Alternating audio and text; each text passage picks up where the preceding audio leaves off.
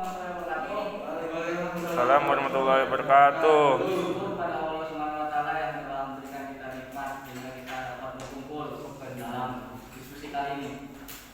Yang terhormat kepada Pak Asmawi SHMH selaku dosen pengampu mata kuliah ilmu negara. Kami di sini akan mempresentasikan tentang warga negara dan warga negara. Untuk materi pertama akan disampaikan oleh saudari Ariana. Kepadanya kami persilakan. Terima kasih kepada moderator. Saya sendiri akan menyampaikan tentang pengertian warga negara dan kewarganegaraan. Warga negara adalah orang-orang yang menurut hukum atau secara resmi merupakan anggota dari suatu negara tertentu. Mereka memberikan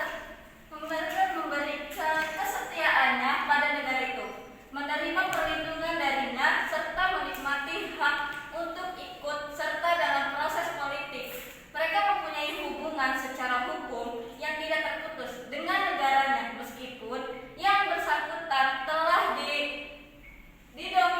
didomisili di luar negeri, asalkan ia tidak memutuskan kewarganegaraannya. Kewarganegaraan. 1. Kewarganegaraan dalam arti yuridis dan sosiologis. A. Kewarganegaraan dalam arti yuridis ditandai dengan adanya ikatan hukum antara warga negara dengan negara yang menimbulkan akibat-akibat hukum tertentu. Tandanya misalnya akta kelahiran, surat pernyataan, bukti kewarganegaraan dan lain-lain. B. Kewarganegaraan dalam arti sosiologi tidak ditandai dengan ikatan hukum, tetapi ikatan emosional seperti ikatan perasaan, ikatan keturunan, ikatan sejarah, ikatan tanah air dan lain-lain. Baik, terima kasih moderator. Kepada pemateri kedua, Rizal Bayhaqi, kepadanya kami persilakan. Baik, terima kasih moderator. Di sini saya akan menjelaskan tentang asas kewarganegaraan. B. Asas kewarganegaraan. Pengertian asas kewarganegaraan adalah dasar hukum bagi kewarganegaraan untuk penduduk atau warga di sebuah negara. Orang yang sudah memiliki kewarganegaraan tidak jatuh pada kekuasaan atau wewenang negara lain. Negara lain tidak berhak memperlakukan kaidah-kaidah hukum kepada orang yang bukan warga negaranya. Secara umum ada dua asas kewarganegaraan yang diterapkan di suatu negara, yaitu 1. Asas jus sanguinis atau keturunan. 2. Asas jus soli atau tempat kelahiran. Cara memperoleh dan kehilangan kewarganegaraan. Citizenship by birth. Memperoleh kewarganegaraan karena kelahiran.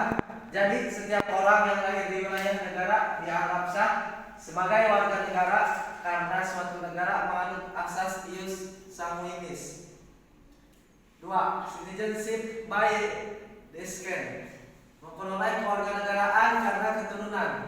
Jadi orang yang lahir di luar wilayah negara dianggap sebagai warga negara apabila orang tuanya adalah warga negara dari negara tersebut karena negaranya menganut asas ius sanguinis. 3. Citizenship by naturalization. Kewarganegaraan orang asing atas kehendak sendiri atas permohonan menjadi warga negara suatu negara dengan memenuhi persyaratan yang telah ditentukan. 4. Citizenship by registration.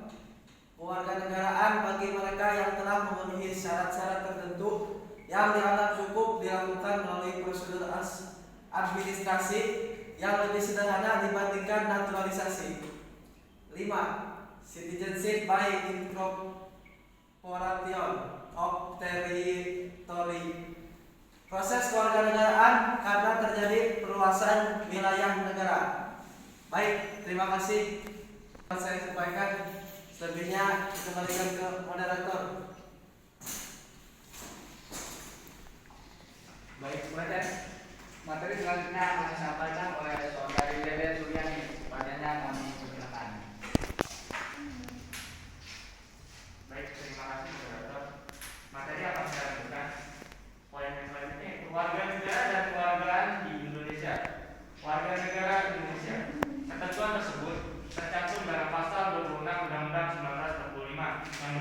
dibagi berikut. 1. Yang menjadi warga negara adalah orang-orang bangsa Indonesia asli dan orang-orang bangsa lain yang disahkan dengan undang-undang sebagai warga negara. Yang kedua, penduduk ialah warga Indonesia dan orang asing yang bertempat tinggal di Indonesia. Yang ketiga, hal-hal mengenai warga negara dan penduduk diatur dengan undang-undang. Asas kewarganegaraan Indonesia. Asas-asas umum yang diatur dalam Undang-Undang Nomor 12 Tahun 2006 adalah sebagai berikut. Yang pertama, asas kewarganegaraan Indonesia.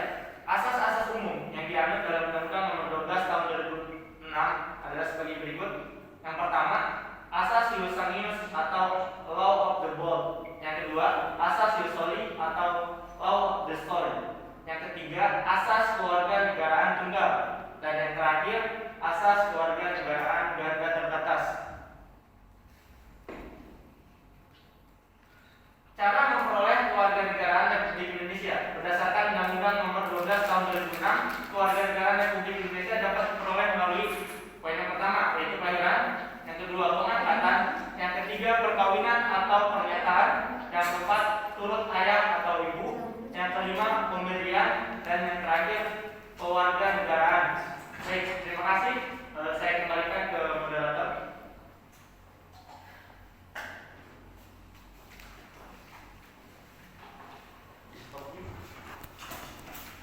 Akan dibacakan oleh saya sendiri.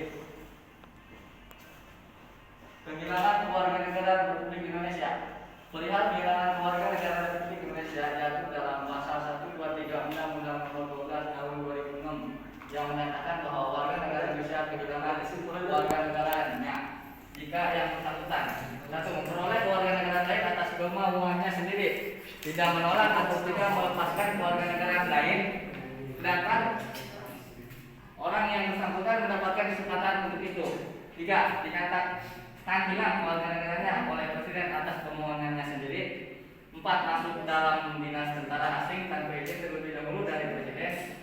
5. Secara sukarela masuk dalam dinas negara asing. 6. Secara sukarela menyatakan sumpah atau janji setiap kepada negara asing. 7. Tidak diwajibkan tetapi turut serta dalam pemilihan suatu yang bersifat ketatanegaraan untuk suatu negara asing.